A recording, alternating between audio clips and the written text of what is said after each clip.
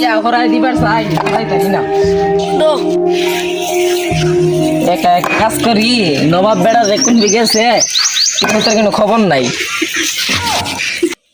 অনেকদিন ধরে তো পাটি চাটি দেস না, অনকি টাকা পয়সা আছে পাটি চাটি দে। আরে নাই রে বন্ধু, পকেট একদম খালি, আমার কাছে একটা টাকা পয়সা নাই। দেখ তুই কোনো মতো ম্যানেজ করতে পারিস নাকি? চল দেখি আব্বুর কাছ থেকে ম্যানেজ করতে পারি নাকি। চল চল বন্ধু এখানে বস, আমি আব্বুর কাছ থেকে টাকা ঠিক আছে, ঠিক আছে, বসে থাকিস কিন্তু কোনো দিকে যাইস না।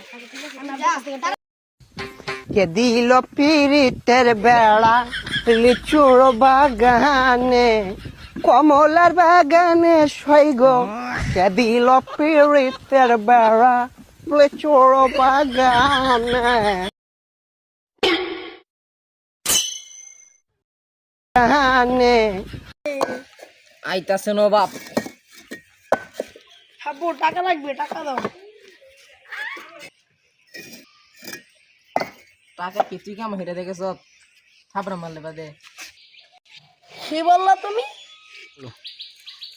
বললে তুই বাপের মুখের উপর কথা বলিস? হ্যাঁ তোর লাগান বাপের টাকা আমার লাগবে না। কে দিল পিরিতের বেড়া লিচুর বাগানে, কমলার বাগানে সৈগ।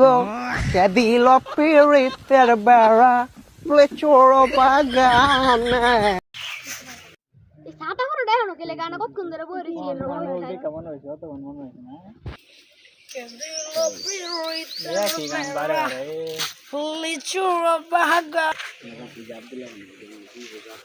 এখন তো আসার সময় হলো, ডিলার তো গেছে গা। কি করবো বল, বাপের টাকা দিতে চাই নাই আর ও টাকা তোর দিয়ে দিছি। চুপ কর। কিন্তু একটা কথা কই, কি বলবি বল। এই পুরানো ধরনের একটা বাড়ি আছে না, দুজন মিলে ল এটা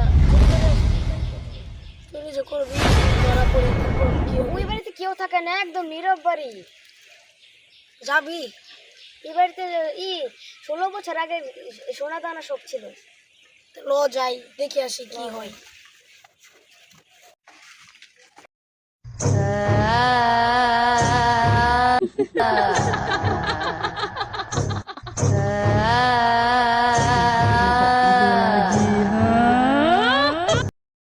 চল বন্ধু যাই, চল।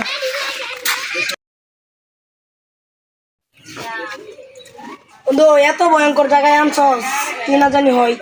এটা এই যে ভয়ঙ্কর জায়গা, এখানে 16 বছর আগের একটা ছিল, মেয়ে ছিল, সে এখানে তার সোনা দানা সব এখানে ছেড়ে দিয়েছে। আর সে শুনেছে